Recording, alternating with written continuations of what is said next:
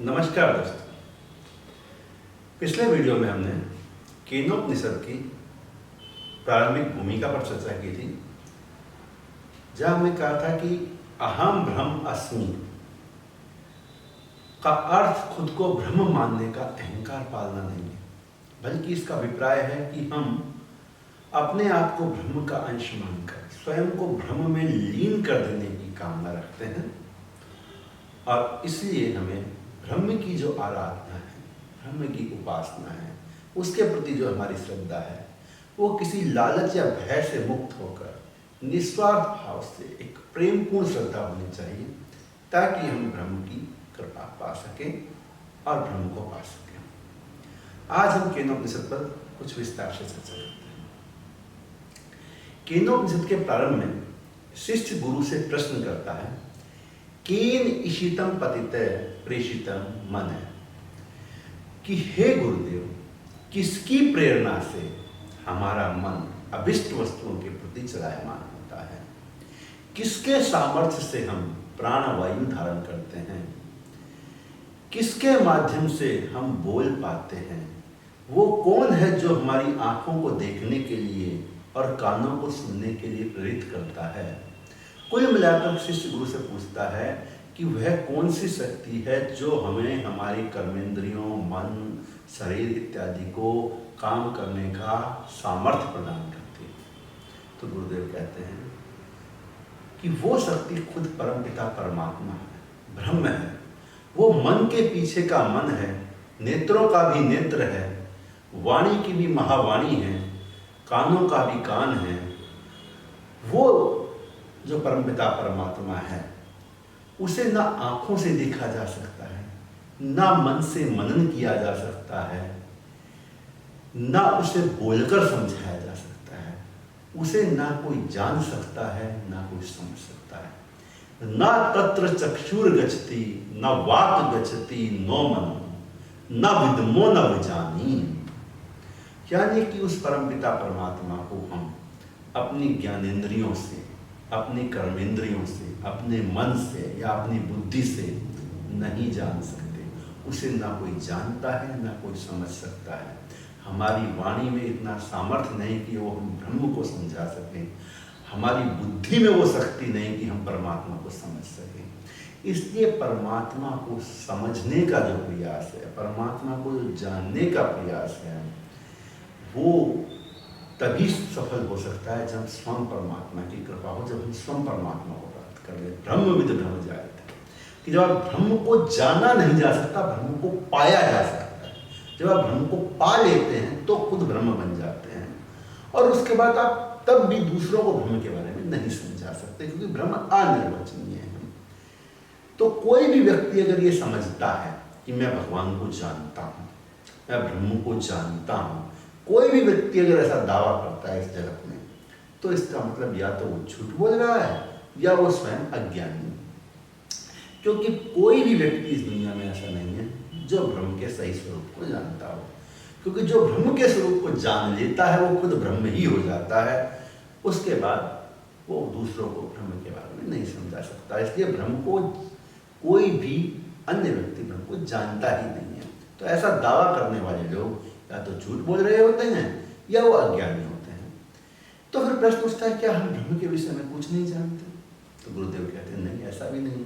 अगर आप ये समझते हो कि मैं ब्रह्म को नहीं जानता, तो भी आप अज्ञानी हो, क्योंकि ब्रह्म तो कण कण में विद्यमान है। ब्रह्म तो हमारे अंदर ही निहित है, हम खुद ब्रह्म हैं। ब्रह्म को जानने का मतलब अपने आप को जानना है।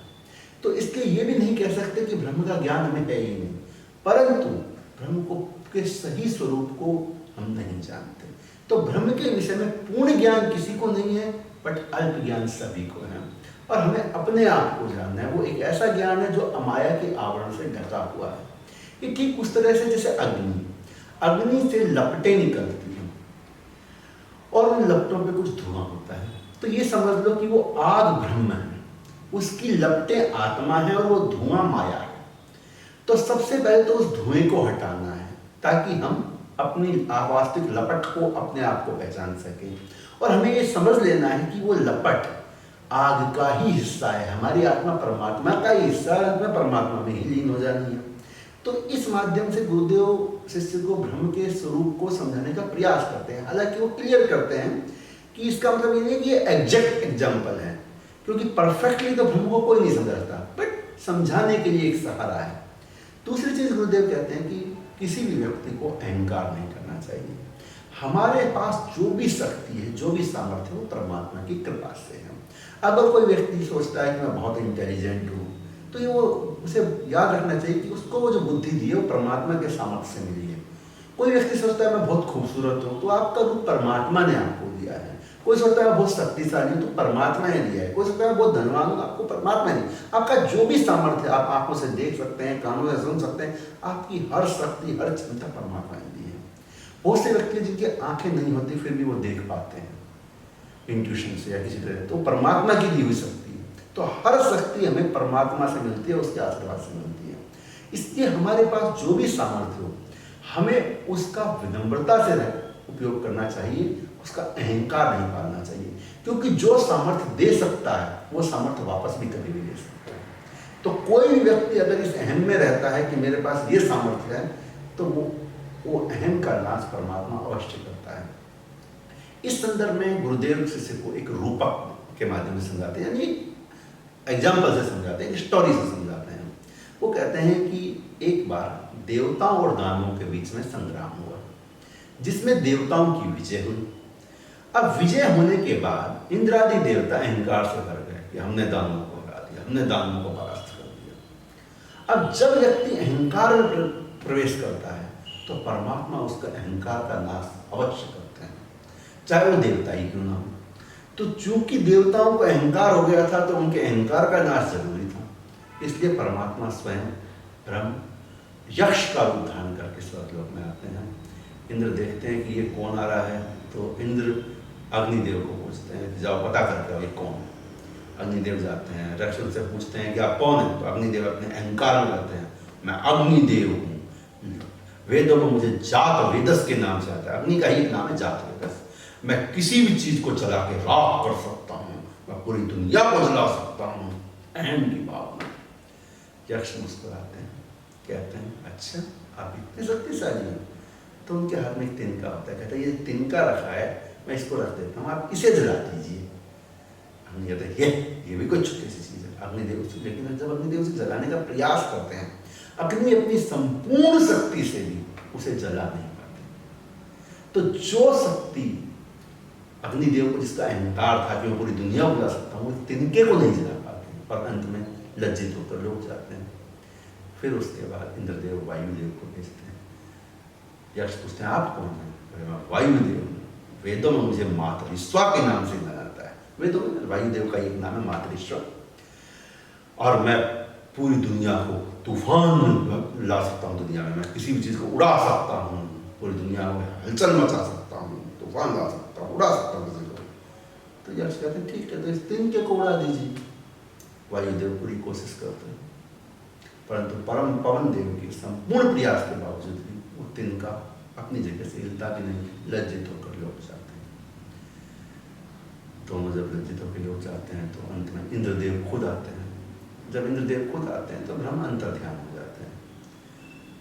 तो इंद्रदेव उनके पीछे भागते हैं, ब्रह्म को पकड़ ही नहीं पाते, कोशिश करते हैं। वो उनको लगता है पूरे त्रिलोकी में मेरा राज है, तो सब कहीं किसी को ढूंढ सकता हूँ, ब्रह्म को नहीं तलाश पाते। फिर इंद्रदेव की मुलाकात होती है उमा देवी से, माँ पार्वती से। तो इंद्रदेव पूछते ये कौन था? तो माँ पार्वती ने समझाती है कि ये खुद परमात्मा थे जो तुम्हारे अहंकार का नाश करने आए थे। आप देवताओं को अहंकार था कि हमने अपने सामर्थ्य से दानवों को पराजित कर दिया, लेकिन आप भूल गए अग्नि के पास जो जलाने की शक्ति है वो उसे परमात्मा ने दी है। वायु के पास उड़ाने की जो शक्ति है वो उसे परमात्मा ने दी है, और वो आपके पास जो त्रिलोकी पे राज करने की शक्ति है वो आपको परमात्मा ने दी है। तो ब्रह्म के आशीर्वाद से आपको ये सब सामर्थ्य मिला है, और आप अगर इसका अहंकार करेंगे तो निश्चित रूप से ब्रह्म आपका ये सामर्थ्य छीन लेंगे।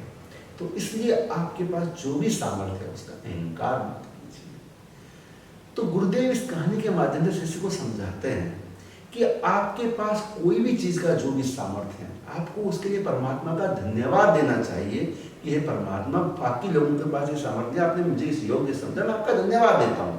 परंतु आपको उसका अहंकार नहीं करना चाहिए। याद रखिए, जो परमात्मा ने आपको खुश होकर सामर्थ्य आपको दिया है, वो सामर्थ्य को वापस नहीं ले सकता है। फिर उमा देवी से इंद्रदेव पूछते हैं कि ब्रह्म को कैसे जाना जा सकता है। तो माँ पार्वती समझाती है कि ब्रह्म को जानना संभव नहीं है। ना ब्रह्म को कोई जान सकता है, ना समझ सकता है। ब्रह्म को पा सकते हैं आप, और ब्रह्म को जब आप पाते हैं तभी ब्रह्म को जान सकते हैं। ब्रह्म विधि ही ब्रह्म होता है, और उसके बाद फिर आप स्वयं ब्रह्म हो जाते हैं। तो इंद्रदेव को भी लगता है कि ब्रह्म की प्राप्ति का मार्ग कुछ तो होगा, कैसे ब्रह्म को पाया जा सकता है। तो माँ पार्वती कहते हैं कि ब्रह्म को पाने का तरीका एक ही है, जब ब्रह्म स्वयं आप पे कृपा करे कि आप उन्हें पा सकते हैं। ब्रह्म की कृपा के बिना ब्रह्म को भी नहीं पा सकते। जब तक परमात्मा खुद ना चाहें, आप परमात्मा को नहीं पा सकते हैं। तो लेकिन परमात्मा ऐसा कैसे चाहेंगे, बोले उसी का मार्ग मैं आपको बतलाती हूँ। तो माता पार्वती कहते हैं, इसके लिए सबसे पहले तो आप अपने अहंकार का त्याग कीजिए। दूसरा, सत्य का पालन कीजिए। एक असत्यवादी को परमात्मा कभी पसंद नहीं करता। जो झूठ बोलता है तो हमेशा सदा सत्य बोलिए। जब तक ये बेसिक दो चीजें, क्योंकि सत्य ही इसका आधार है, इसका बेस है सत्य। तो सत्यवादी आपको होना पड़ेगा, अहंकार का त्याग करना पड़ेगा। उसके बाद इसका मार्ग शुरू होता है, और इसमें 3 स्टेज हैं, तप, दम और कर्म। तप यानी, तप का मतलब तपस्या, व्रत, उपवास नहीं है। तप का अर्थ होता है इंद्रियों, मन और शरीर पर नियंत्रण। आपका अपनी इंद्रियों पर, अपने मन पर, अपने शरीर पर कंट्रोल होना चाहिए। अगर आप खुद पे कंट्रोल नहीं कर सकते तो फिर आप कुछ नहीं कर सकते। आप इंद्रियों के अनुसार ना चलें, आप मन के अनुसार ना चलें, आपका शरीर आपके अनुसार चले, आपका मन आपके अनुसार चले, आपकी इंद्रियां आपके अनुसार चले। तो सबसे पहले तो सेल्फ कंट्रोल बहुत जरूरी है, खुद पर नियंत्रण। तप का सही अर्थ है खुद पर नियंत्रण कायम करना। तो जब आप खुद पर नियंत्रण कायम कर देते हैं तो फिर सेकंड स्टेज आती है, वो है दम, यानी कि इंद्रियों की विषयों की आसक्ति से दूरी।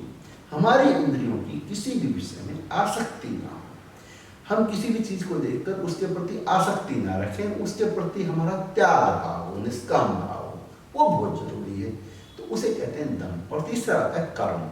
हम जो भी कर्म करते हैं उसमें कर्तव्य का भाव हो, वो फल रहित निष्काम भावना से हो। हम कोई भी काम करते हैं because it is my duty, मैं ऐसा इसलिए कर रहा हूँ क्योंकि मेरा कर्तव्य है। तो ना तो हम उसका अहंकार पालें, ना उसके फल के प्रति बहुत आकर्षित हो। जो भी काम करें अपनी ड्यूटी समझ के करें। अगर आप कर्तव्य भाव से काम करते हैं तो जो व्यक्ति अपने आप पर नियंत्रण रखता है, इंद्रिय के विषय में आसक्ति नहीं रखता है और अपने कार्य कर्तव्य पूर्वक तरीके से करता है, वेदों में बताए हुए नियमों का पालन करता है, अहंकार नहीं करता है, और सबसे महत्वपूर्ण सत्य इन सब का आधार है, सत्यवादी होता है। अगर व्यक्ति इस प्रकार का जीवन जीता है तो अगर उसके बाद वो उसे ब्रह्म की आराधना करते हैं। इंद्र पूछते हैं क्या ब्रह्म सेवनीय है, ब्रह्म आराधनीय है? बोले हाँ बिल्कुल है, हमें ब्रह्म की आराधना करनी चाहिए। तो बोले ब्रह्म की आराधना कैसे करें? तो गुरुदेव माता पार्वती के रूपक माध्यम से समझाते हैं कि ब्रह्म की आराधना के लिए आपको जो मार्ग उचित लगता है आप उस मार्ग का पालन करें। आप किसी भी मार्ग से ब्रह्म को पा सकते हैं। महत्वपूर्ण चीज ये नहीं है कि आप ब्रह्म को किस स्वरूप में देखते हैं या किस मार्ग से उसे पाते हैं। महत्वपूर्ण है आपके भाव, आपके ब्रह्म के प्रति भाव क्या है। आपकी ब्रह्म में श्रद्धा होनी चाहिए, और वो श्रद्धा भय लालच से रहित होनी चाहिए, वो प्रेमपूर्ण श्रद्धा होनी चाहिए। अगर आपके भाव पवित्र हैं तो फिर आप किसी भी मार्ग को अपनाएं। तो कुल मिलाकर के केनोपनिषद के माध्यम से ये समझाया गया है कि अगर हमें परमपिता परमात्मा को पाना है तो हमें अहंकार का त्याग करना होगा, सत्य का आचरण करना होगा, स्वयं पर नियंत्रण रखना होगा, विषयों की आसक्तियों का त्याग करना होगा, कर्तव्य भाव से कर्म करने होंगे, वेदों का सम्मान करना होगा, और ब्रह्म की प्रेमपूर्ण भाव से, निष्काम भाव से आराधना करनी होगी। आप मार्ग जो चाहे अपना सकते हैं। महत्वपूर्ण है आपका भाव, महत्वपूर्ण है आपके कर्म, महत्वपूर्ण है आपका तप, महत्वपूर्ण है आपका दम, और इन सब का आधार है सत्य, और सबसे महत्वपूर्ण है अहंकार का त्याग। किसी भी सूरत में अहंकारी ना बने। तो इस प्रकार केनोपनिषद के माध्यम से ब्रह्म प्राप्ति का मार्ग बताया गया है। ये मार्ग ना सिर्फ ब्रह्म प्राप्ति के लिए बल्कि हमारे अपने जीवन में आनंद प्राप्ति के लिए भी महत्वपूर्ण है। अगर हम इस मार्ग पर चलते हैं तो हम सुख और दुख से, उसके भाव से, सुख से होने वाली अहंकार के भाव से और दुख से होने वाली पीड़ा के भाव से मुक्त हो जाते हैं और हमेशा आनंद की अनुभूति करते हैं। एक स्थायी आनंद की प्राप्ति होती है जिससे हमारे जीवन में हमें सुकून मिलता है और हम चिंताओं से, विकारों से मुक्त होते हैं। तो ये ना सिर्फ ईश्वर प्राप्ति का मार्ग है बल्कि जीवन जीने की एक शैली भी कि इस उपनिषद के माध्यम से बताई गई है। इसी के साथ आज का यह एपिसोड हम समाप्त करते हैं। अगले वीडियो में फिर एक किसी नए उपनिषद के साथ मैं आपके समक्ष हाजिर होऊंगा। तब तक के लिए इजाज़त चाहता हूँ। धन्यवाद। ओम।